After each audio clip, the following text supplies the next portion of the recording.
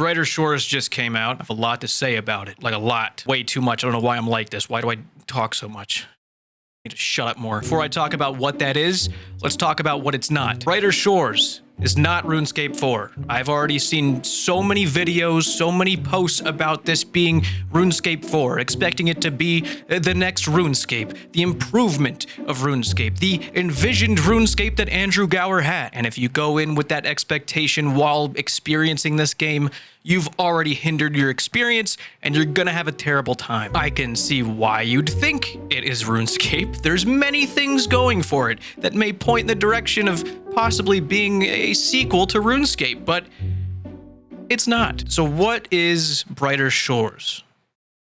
Well, I don't know. I'm still trying to figure that one out. I think Brighter Shores is still figuring out what it is. This is allegedly an MMORPG. I don't know if it meets the criteria to be that yet, but I also want to add a few notes here. I don't think this is a bad game. I'm not making this video just to criticize the hell out of it, talk about how it's a doomed game, a dead game, it has no chance of survival. This game has a solid foundation and a lot of potential behind it. We're gonna go into everything, but I will be criticizing it a lot. Everything I talk about is entirely based on my experience and my gameplay, which every second of my gameplay can be viewed on my new VOD channel. I streamed every second that I played this game. It's all up for you to watch, so you can kind of see where I'm coming from, why I make the points that I do. It's all there. You can see it firsthand. I'm not just taking other people's word for this.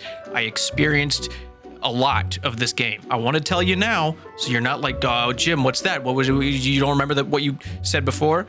I will be comparing this game to old school RuneScape, but not from a RuneScape angle, from an MMO angle. No matter who made this game, whether it looks like RuneScape or not, I would be comparing it to old school RuneScape. It could learn a few things from it. That's all I'm saying. Andrew Gower hasn't been involved with RuneScape since like 2011 or something. I mean, he might not know this shit. He might need some refreshers on what's working today in the modern audience of MMORPGs. We're gonna analyze this game by time traveling to 1996. But let me eat first. Anytime I can choose to have someone else make food for me, I'm gonna do all in my power to make that happen. And with today's sponsor, Cook Unity, multiple chefs will be cooking for me. It's the first chef-to-consumer platform, delivering freshly prepared meals right to your door every week. We're talking Food Network alumni. You can select from 350 plus meals every week with over 7 dietary preferences, and you can sort the menu so that you're making sure you follow your diet. All you gotta do is heat them up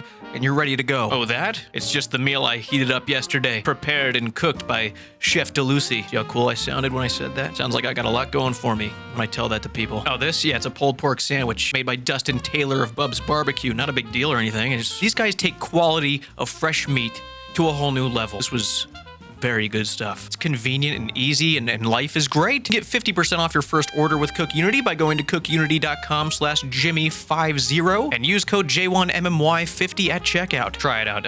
I'm serious. This stuff is so good. Big thank you to Cook Unity for sponsoring today's video. The other day during a stream, a user by the name of Kinetic Flow said that I might enjoy looking up Bartle's taxonomy of player types, to which I said, speak when spoken to. But I did look that up, and I did enjoy reading into it. Do not let them know that. A guy named Richard Bartle came up with this system, this classification of the different types of MMORPG players. Achievers, explorers, socializers, and killers. In the original publication, Bartle goes into, examples of what these player types may say in the game, so you can identify them. Socializers would say things like, hi. Achievers saying things like, sure, I'll help you, but what do I get? Explorers saying things like, and killers saying, ha, die, coward, die, die, die. And while I can't argue that those player types may say things along those lines, I'm thinking it might go a little deeper than that, especially for the killers. Their vocabulary has definitely expanded. Players are not slotted into just one of those. Every player has a little bit of all of that. Now, I took a variation of this test, and These are the results, abbreviated as ESAC. If you'd like to take the test that I did, I'll leave it in the description. You can let me know what you get. And while this is very cool, the questions that provide these answers a little outdated. So even though I wouldn't say this is a perfect system of classifying players, I still really like those categories. I think it's a very good way to look at an MMORPG and what its strengths are, what it could improve on. So this is how we're gonna do this. I am going to be Bartle's test. This is me. You could look at me, like a Scantron from here on out. And Brighter Shores will be taking me. I determine its results, and I tell it what kind of player type it is or whatever. And I'm gonna further develop these categories and try and approach it from a more modern perspective here. Exploration. We're gonna be looking at the depth and clarity of its world building, the established lore and how it presents it, the region aesthetics, how pretty is it, how nice is it to walk around the game, the navigation and controls, how seamless is it to feel like your character is a part of the world? Achiever. We're going to be looking at short and long-term goals. What's there for us? The progression system, the incentive for players to grind, time versus reward, and dopamine hits. How much of that is there? Socializer. We're going to be looking at the communication between players, opportunities for co-op in the massive multiplayer online role-playing game, general community features. Does it feel like a multiplayer game? And then we've got Killer. Back in the day, Killer was much more just PvP and how they would see other players as prey. It's still there, but those guys don't get updates. That's not how we're going to classify Killer anymore. This is we're going to overhaul this one. We're going to talk about killers as in basically everything combat. So PvE, PvM, and PvP, and things like equipment variety, combat mechanics, power progression, anything that involves hit splats, basically. Now, I'm gonna really try and stick within these categories when I'm talking about them. So when I'm talking about exploration, I'm not gonna be immediately talking about the whole gear reset controversy. I'll get there. I'm gonna talk about everything. So let's see how it did. If a game's gonna be around for a really long time, like most MMOs would strive to be, not only does it need to have really good world building, but it needs a really good way to present its world building to you. Let's address the elephant in the room and take a look at the graphics of this game. The fact that this game clearly is inspired by Runescape 3 graphics. There's just no denying that. It's very evident, and I think having such similar character models was a huge reason as to why a lot of players were going into this immediately subconsciously comparing this game to RuneScape 3 or any RuneScape. And if players went in looking for RuneScape, chances are they logged off and went and left a negative review on Steam, making it say mixed. Those are those guys. Probably. I don't know if Andrew modeled these characters and it's kind of like his signature style, which would make sense, or if he told the designer of these character models to kind of look for, a more RuneScape-y aesthetic on purpose. But ultimately, I think choosing this aesthetic was a mistake. Brighter Shores should have had its own unique aesthetic style, at least the character models. That way, players would be less inclined to compare this game to an MMO that has had 20 years of development and updates behind it, on top of being a completely different style of game. Navigating this world is fairly simple. You click on the tile that you want to go to. A lot of you are familiar with this concept for some reason. There's a lot of criticism about this for the first 2 days, but a lot of players were mad that you couldn't click the minimap to move, which is very much a RuneScape thing.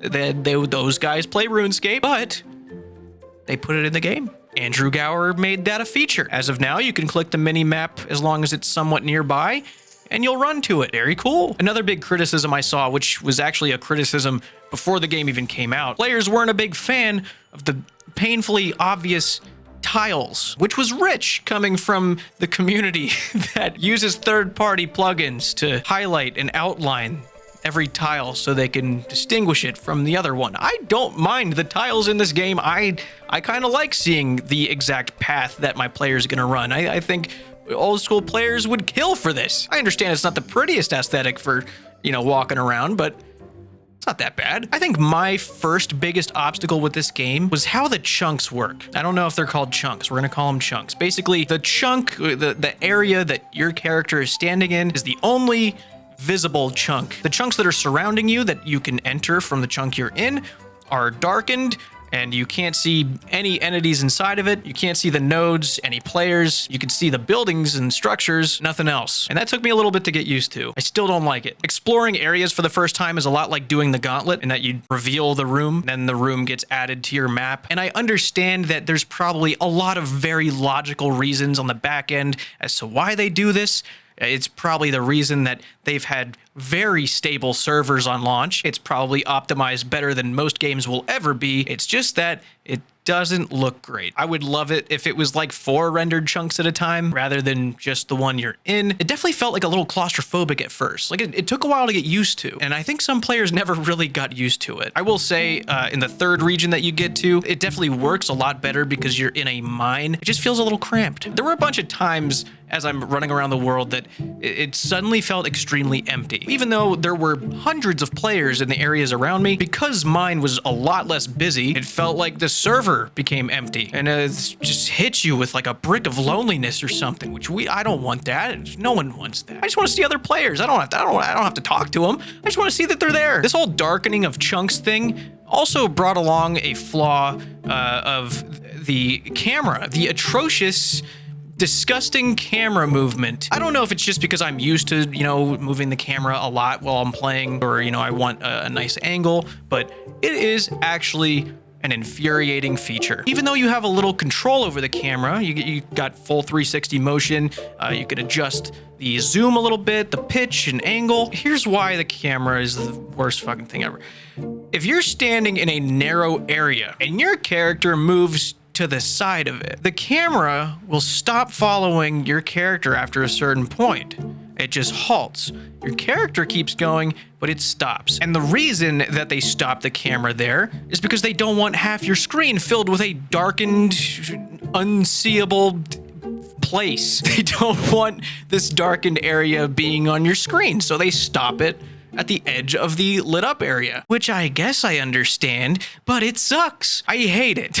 I hate it so much. When I move my character to a new tile and I'm expecting the camera to follow me there, and then it doesn't. It's the visual equivalent if you're taking a sip of a drink expecting Dr. Pepper, but when it hits your tongue, it's orange juice, and you get sucker punched. It's not dramatic. Shut up. Shut the fuck up. I don't even have time to get back in front of the green screen before I put this up. He keeps updating things. This is like the 5th thing that I've had to go in and edit out or make adjustments to because he's too fast. He's too good. He'd take a weekend off, Andrew. Take a weekend off. This whole video is gonna be redundant in a week because he's listening to all of this feedback. Everything I complain about is probably gonna be just completely unheard of next week. Just let it be on record that everything I talk about here, it was a problem at some point, all right? This is a historical documentary. Thanks a lot, Andrew. And on the map, you'll see a little list that you have to fill out. And that list is filled with every discoverable thing inside that chunk. So a resource node,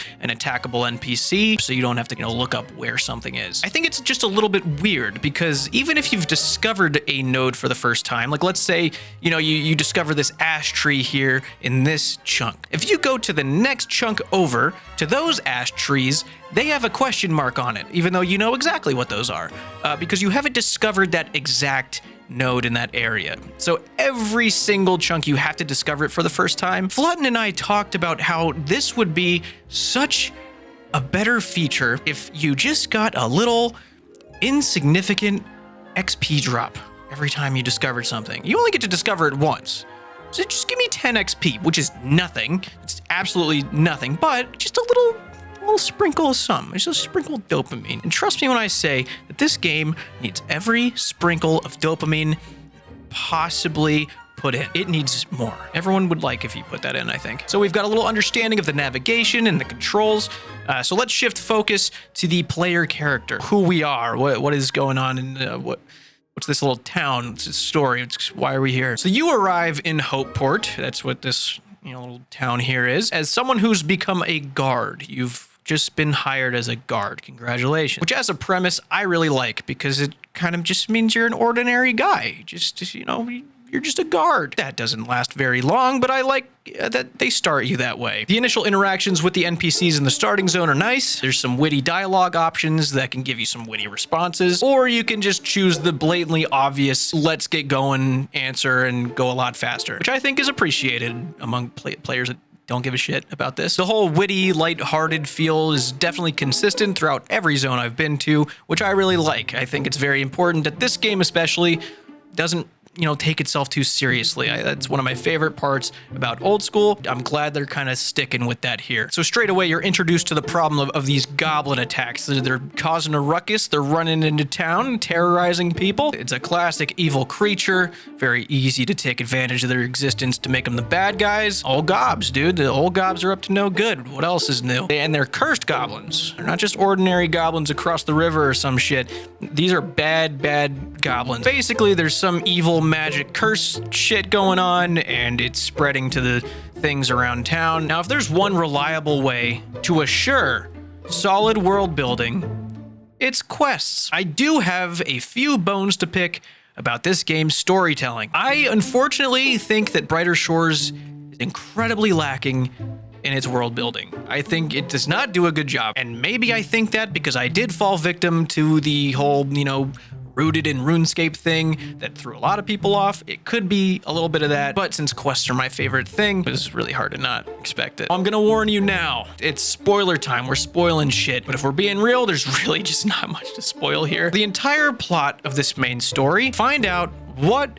is cursing this whole area, causing these goblins to go berserk and terrorize everybody, because there's clearly something wrong with them, and you have to find a cure. Your commanding officer thinks it's a good idea to take all the fresh recruits and practice scouting. So he sends off a bunch of the officers to go hide, and then you have to go with another officer to go find where they hide. You're playing hide and seek, a grown adult playing hide and seek. Along the way, your character meets a dryad, and you find out that you're force sensitive or whatever it's called in this world, and you get to pick an element because you're special, and you can do that here. You get to choose one of 3 elements. It's like its own little combat triangle. It turns out that they ran into the source of the evil magic, this big tree thing, and it corrupted the guy that we first set off with, and he killed the 2 guys who were hiding, and then we had to kill him. And since we've recently found out that conveniently we are special, the tree doesn't curse us like it did them, so we're fine. And then when we report this absolutely insane, bizarre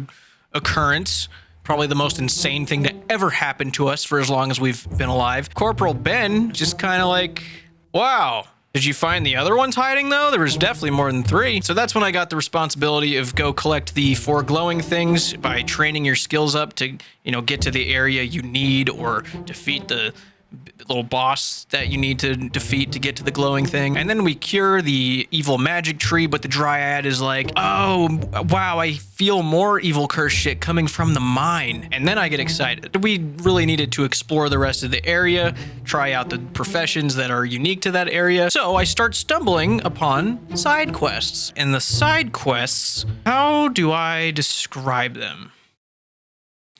I'm asking you. I have no fucking idea about the side quests. All of the side quests in this game are ranked in a 5-star difficulty system. The first 2 days, the side quests looked like this: a 0-star, a 1-star, a 2-star, a 1-star, and another 2-star. Game just came out. We can't be having anything too difficult, right? Well, after much feedback about the way that these were rated, this is what those quests were rated. That's the accurate rating of them. This one needs 25 fishing, which is definitely a few hours of nonstop fishing. Not anything too crazy, but this one needs 50 alchemy and 61 cooking, which, by the way, there's nothing in the game that tells you the requirements for these. You don't figure that out until you start the quest, get to a certain point, and get an error message that you can't do the thing you need to do until you get to this level. Now, 61 on the XP table is 1,137,000. If you're somehow averaging 50k cooking XP per hour since you started from 0, it would take you approximately 22.5 real human hours to get 61 cooking. We're still on exploration, so I don't want to get too into this right now. I talked to the first player, very first one, to ever enter the second episode, the very first one to enter the third and fourth. He was number one every time. Do not look into that. And these are his stats. After 46 hours of efficient gameplay. Side quests are out of reach. So back to the main quest. I grind through, I get access to the little areas I need to get the glowing things. I do some little boss fights. Very cool, I guess, kind of, almost. Time to explore the mines. I've got to go report in to my guards, my commanding officers, just let them know what's going on. I mean, it's my first day on the job. This is insane that this is happening. So I tell my commanding officers about what happened. They are shocked at this turn of events. They can't believe it. This magic of old or whatever I just inherited from those things, lightning magic, hammer guy, and they're like, wow, you're a valuable asset. You're a little too valuable of an asset. I don't think you can survive that mine. So we'll let you go to that mine if you get 60 total in the new area and 153 total in all the areas. You need a hope force level 6.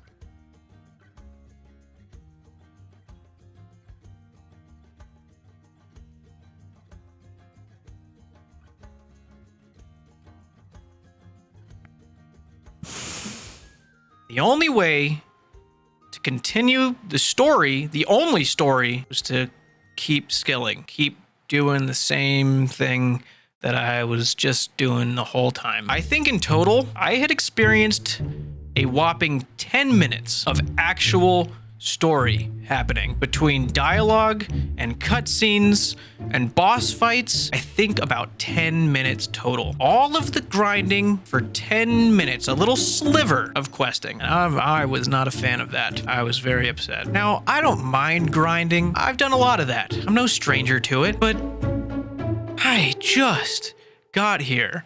I'm new. We're all new. I want to know about the world. I want to experience this. What's going on? Who are these people? Who am I? I don't know. I can't find out until I skill for 12 more hours. So I gotta grind for the main quests, and I gotta grind even harder for the side quests. I can't quest. There's one way forward, and it's skilling. That's it.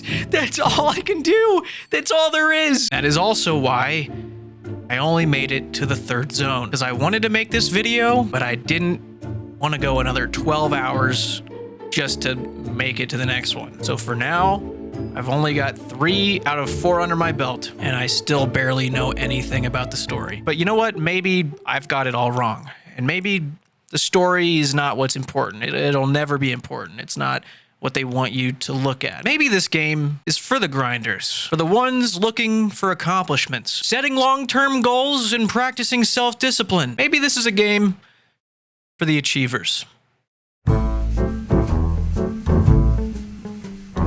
We've almost conditioned our brain to expect some form of grind. We've accepted that it's a part of MMOs. So when this game came out, it's no surprise that people were on board. They didn't even question it. They just started going. It's what we've become. When it comes to achievements, this gets a little tricky because Brighter Shores is a brand new game. It's in early access. I don't think anyone can confidently pinpoint this early in the game's release what a worthy, sought-after achievement truly is right now. The reason that someone would go after a skill cape in Runescape or a mountain WoW is because those items have accumulated a status over time. Players who've played the game for a long time and are familiar with how everything works have a mutual respect and value put on those items. They're indicators of a player's journey and personal accomplishments. Brighter Shores also has skill capes. Every skill has 4 variants at 50, 100, 200, and 500. Yes, 500. I said 500. That is what these skills go to. If you get 1.8 billion XP in a skill, you can get a unique skill cape. The problem with a Brighter Shores skill cape, it doesn't hold any true status yet. We don't know if it's worth going after those capes. It's not a common goal set by players yet. Everyone's just kind of playing the game and feeling it out and seeing if they want to stay there. There's also no leaderboards or high scores yet. As of right now, there's none. So that competitive side of the game doesn't even exist yet. So it's not even worth grinding to see your name at the top. The skills in this game, they're called professions.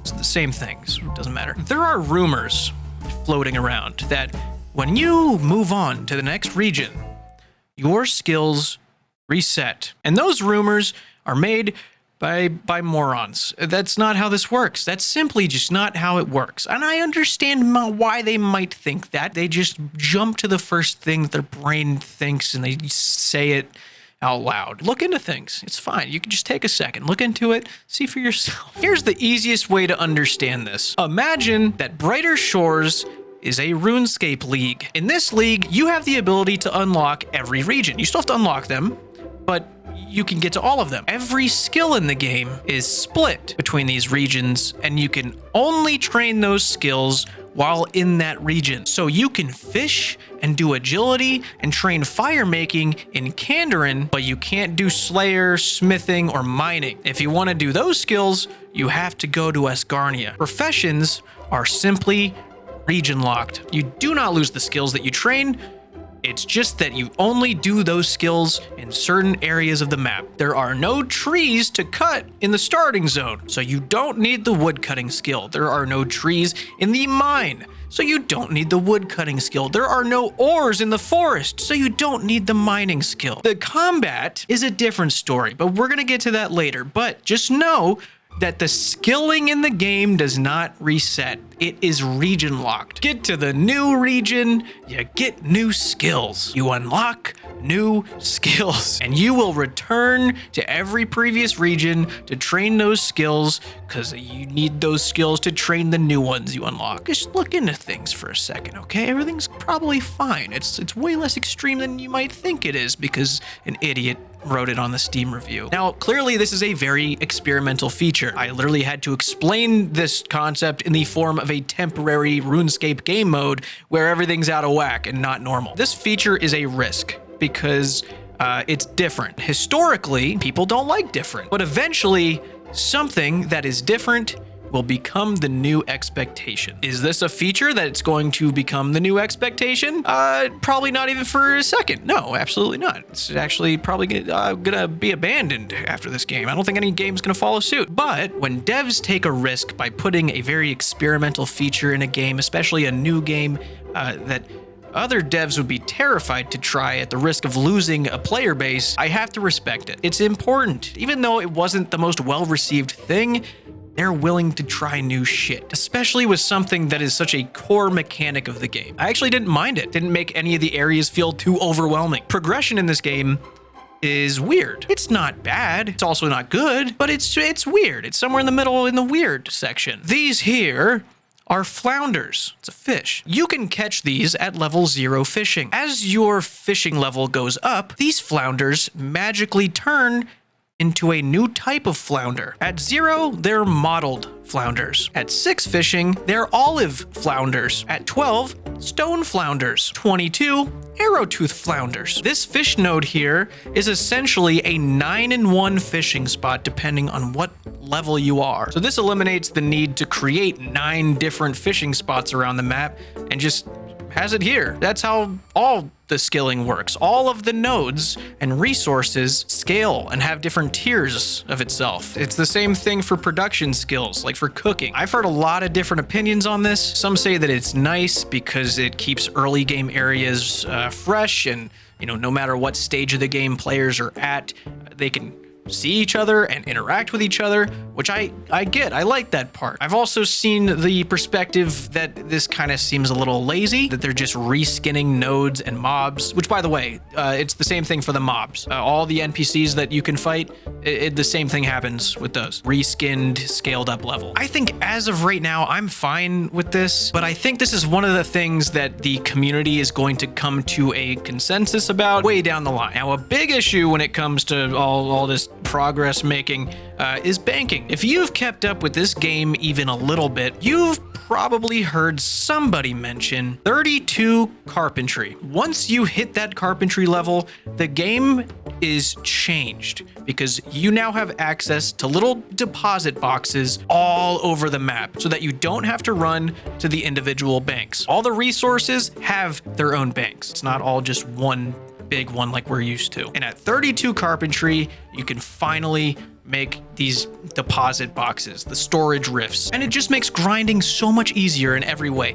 I wouldn't know. I didn't get 32 carpentry, so I have no firsthand experience with this. I imagine people that got that are living the good life, but that was a separate 8-hour grind that I simply just wanted to pass up for the sake of reviewing the rest of the game. But with how the grinds are currently structured, I just don't think it's going to be enough to sustain a long-term player base that's dedicated to these very intense grinds. One of the first shockers that hit the majority of the player base is the huge drop off once you hit 20. The XP that you have in total in a skill at 20, it takes half of all of that XP to make it to 21. And I don't entirely understand the reasoning behind that, since the skills go to 500. Getting to like 20, 30, 40 in old school, I mean, it doesn't take that long, and the max skill is 99. So, I mean, I get that it's a different type of scaling going on here, but it just feels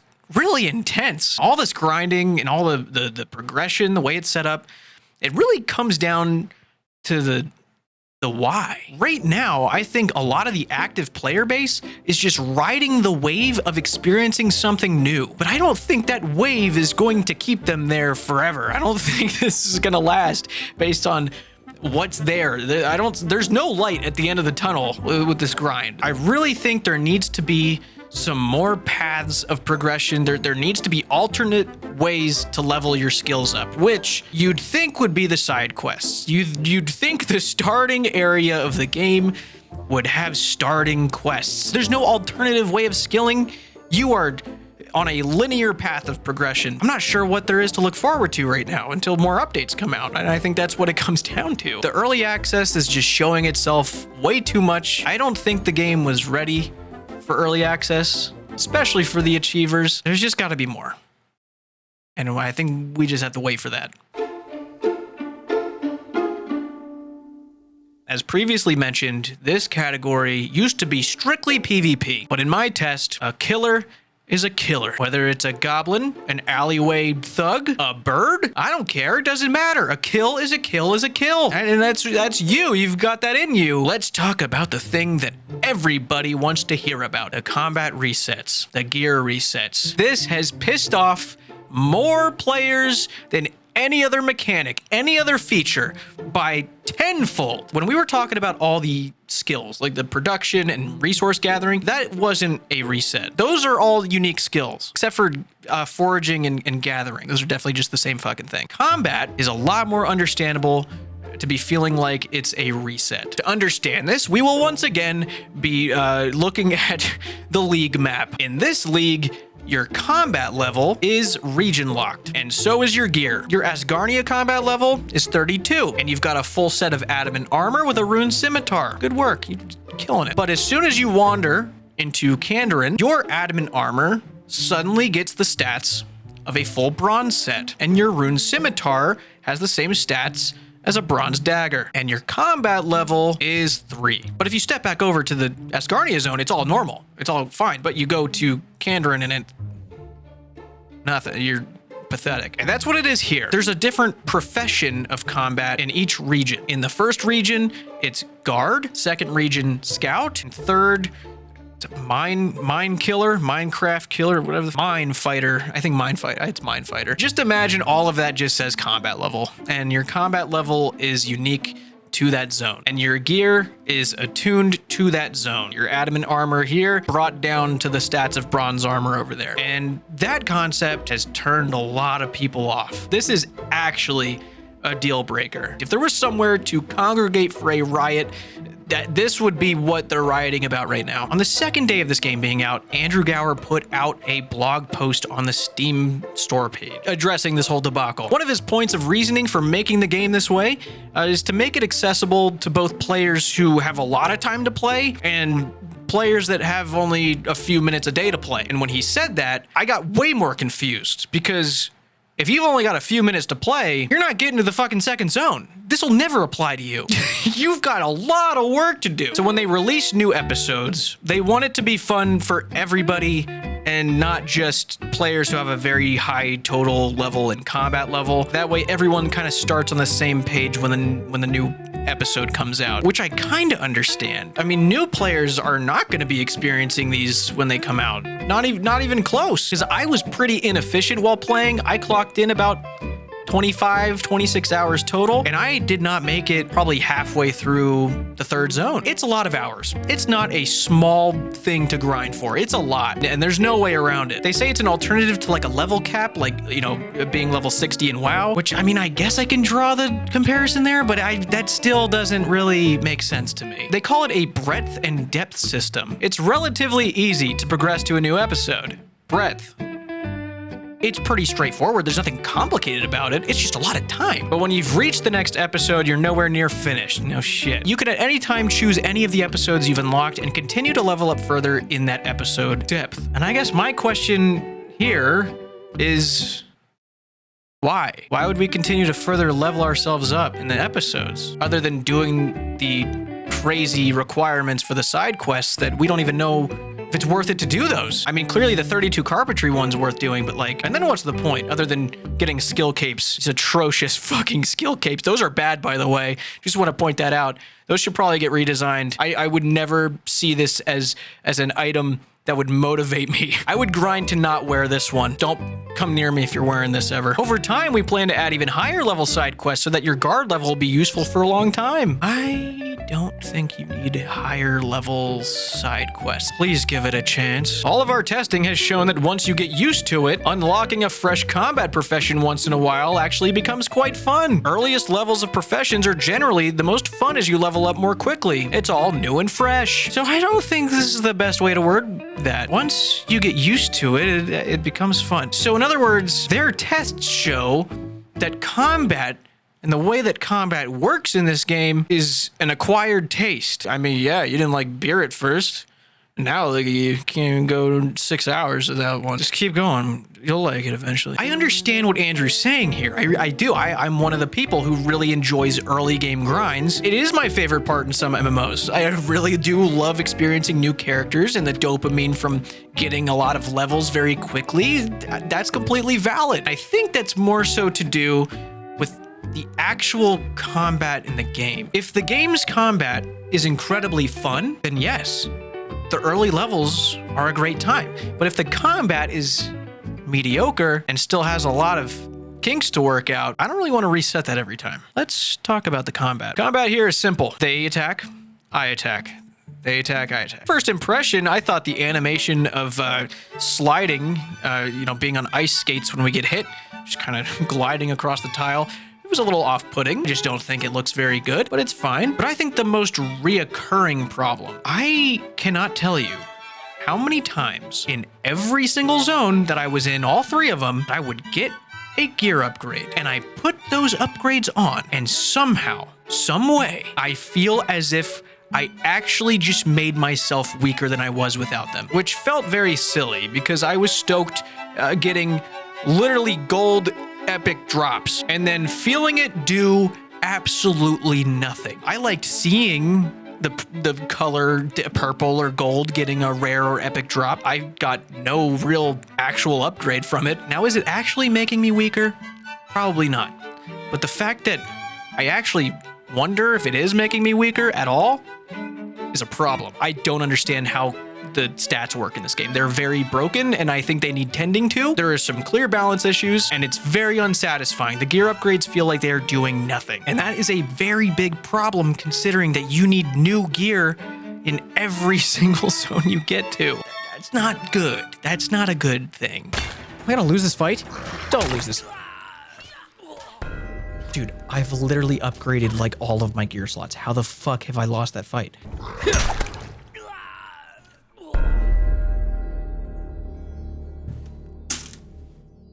No way. What is this game? What is this game? What do I need to do?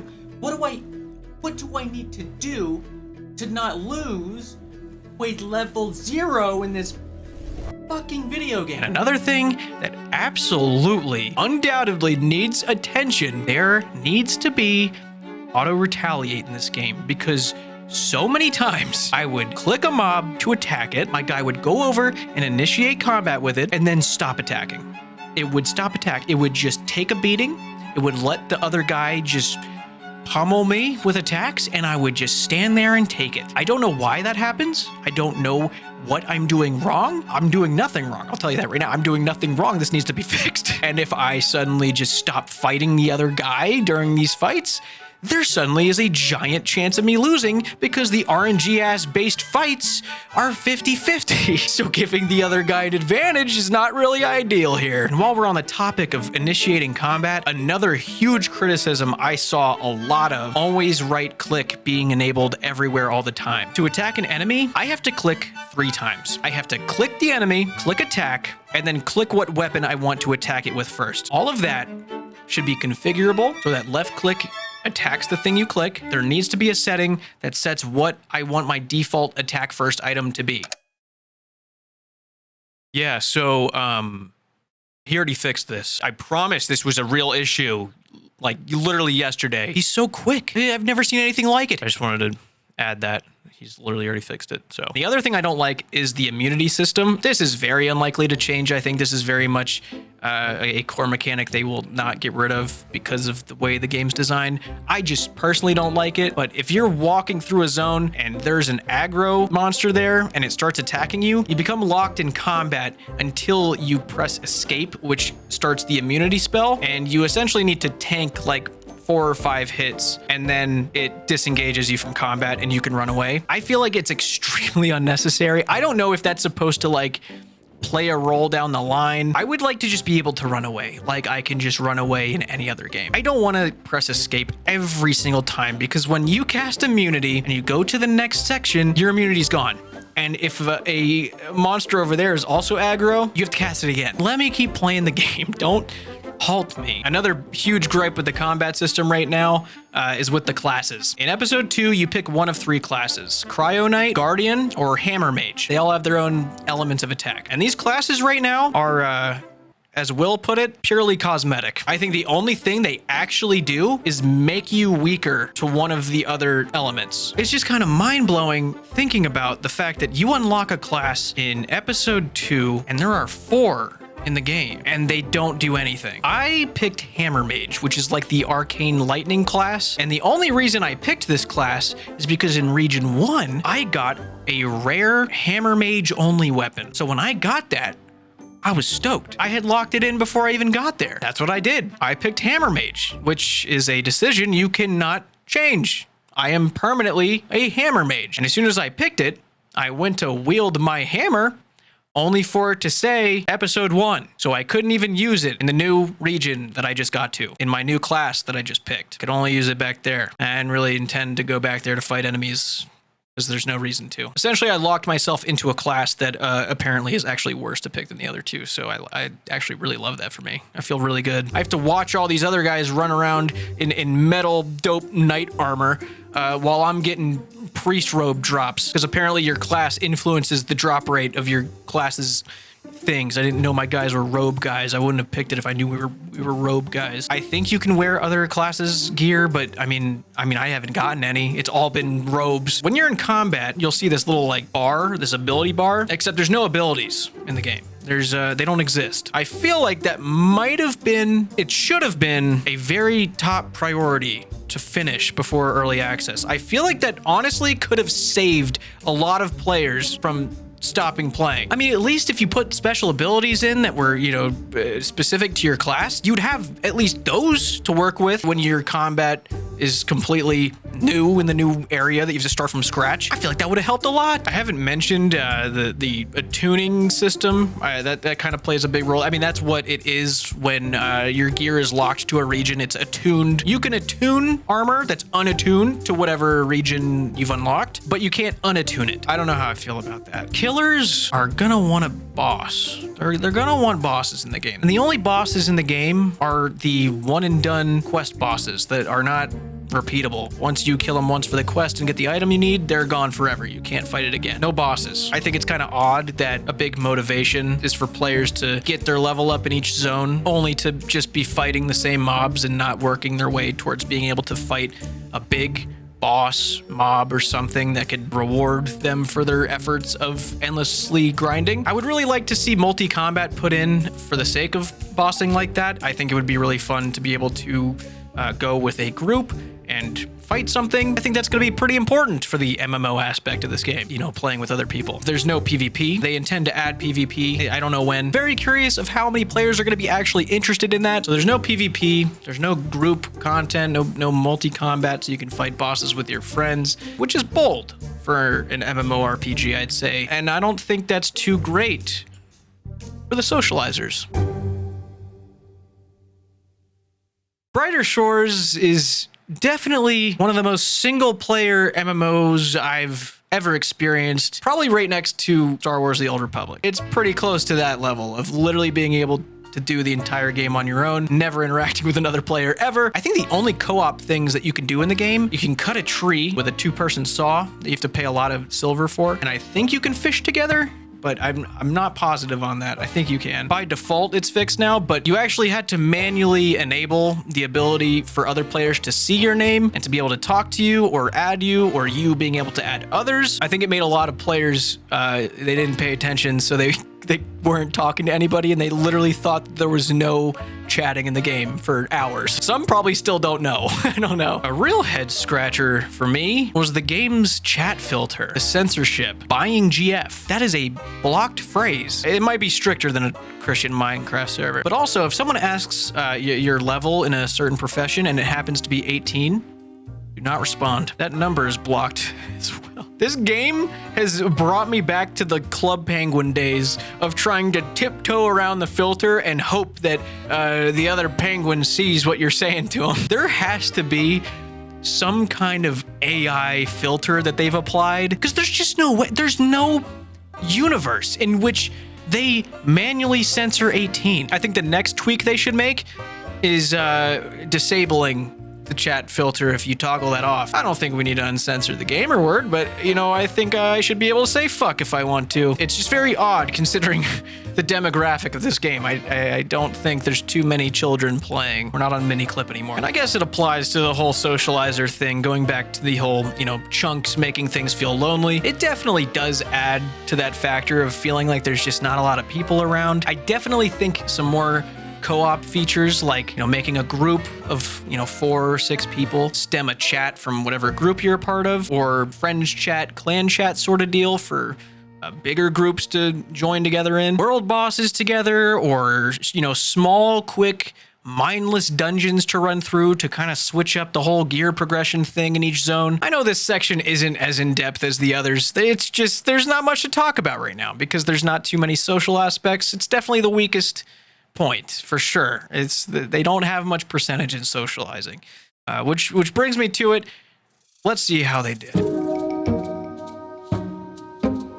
Explorer. I'm giving it a 35%. Actually, correction, the day before this goes live, I'm changing this to 45% because the camera situation was fixed as of yesterday, and that was absolutely 10% worth of points. Exploring new regions in this game is cool. The fact that you explore them only once, and then the nodes, the resources, the enemies, they just reskin as you grind up in each zone. It does take away from the exploration potential, seeing the same mobs that you've seen since you started the game. There's a little bit of claustrophobia felt when running around, but there's a lot of pretty areas in the game. I think the biggest dent in this score came from the way that the story is presented. I definitely had more expectations for a more involved story, early game stories, side quests that you could actually participate in when you are just starting out. Just the fact that the story comes in such short bursts locks you behind just hours and hours of grinding in each episode. I wouldn't mind it at all if there were side quests and other alternatives to do to progress throughout the episodes, but there's none. It's just grinding.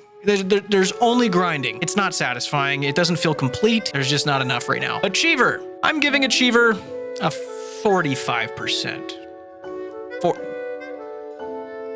40%. I'm giving it a 40%. I know it seems like I'm just coming up with these numbers on the fly, but I've actually got a very complex algorithm you would never understand going on, plugging every little detail in and calculating it. It takes a little bit. That's why I had to change the answer. I thought it was done. It wasn't done. I think the progression system definitely stemmed a lot of ruckus in the community right off the bat. It's experimental. I mean, that should have been expected. There needs to be more goals to set. Otherwise, they're not going to stick around. There's no short-term goals in this game right now. Early days of RuneScape, you would just see mithril armor, and suddenly you had a goal to get mithril armor. All you had to do was see how cool it looked, and you're like, wow, I want that. What is that? You ask around, you find out it's mithril, you go get mithril. That's your goal. You work towards it every single day. You put hours into it because you want mithril. I don't think there's anything in the game right now that is similar to that. Players are not going to care for long-term achievements if there's no short-term ones in between. It just feels like the game's grinds are built for grinds. The grinding gets you more grinding. There's no light at the end of the tunnel,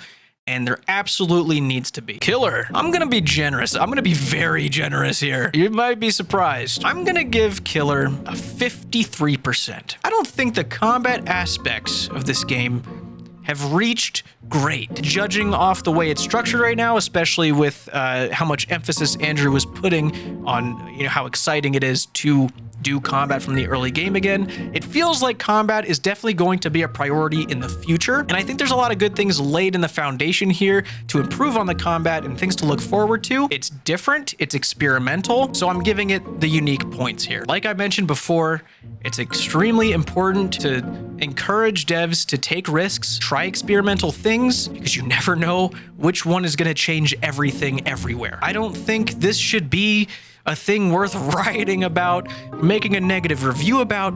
They're trying something we've never experienced before. And for all we know, they could really perfect this thing going on and really appeal to players that didn't like it at first. I think the biggest thing hurting the killer category here is the gear progression. It just doesn't feel rewarding. You can't feel the gear progression. There absolutely needs to be tweaks to make that gear progression more evident. They need to fix the auto retaliate stuff. With all the critiques I have, I think combat was my favorite part of the game. I did it the most. I was looking forward to it the most. Andrew's not wrong. Early game, combat when you're just fighting the little guys and getting gear, it feels nice. It's relaxing most of the time, unless your guy forgets to auto-retaliate or just doesn't feel like fighting back. It's not bad. Socializer. I'm giving Socializer a 12%. It's definitely not a Socializer. There is next to no co-op experiences in this game, in this MMORPG. They need more things that give friends the chance to play with each other and fucking experience the game together. There needs to be things like groups and dungeons. This chat filter that I'm suspecting is AI, make that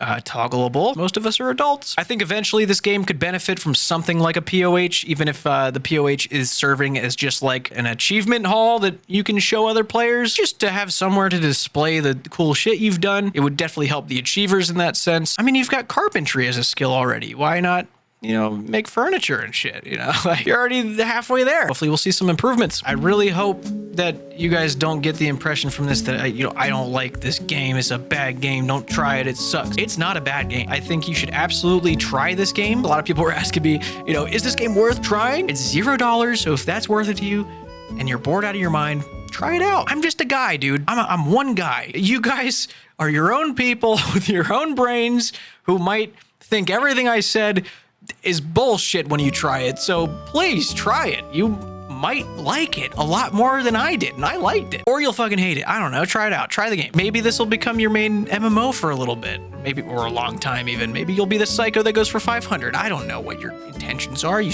crazy guy. It seems like Andrew and the team have been extremely quick to make adjustments and listen to feedback, and if they keep on that track, I think we're gonna have a really solid game that a lot of people are gonna enjoy. I have no doubt that they will see more growth and better reception if they stay on the track that they're on. I personally plan on finishing Brighter Shores through episode 4, which is as far as you can make it in the story, on stream. I want to be caught up completely so that when episode 5 comes out alongside all these other features that are going to be added, I want to be able to just do it as soon as it comes out. So feel free to catch me on Twitch. I've been streaming a little more often than usual. I also just launched the VOD channel, so all of my streams are going to be put on there. If you want to watch all 23 hours of my streamed gameplay, all 3 days are up on the channel. Now, maybe it's some background noise. I wouldn't want you to be alone with your thoughts, now would I? So that's that. We'll see how long this video ends up being. Good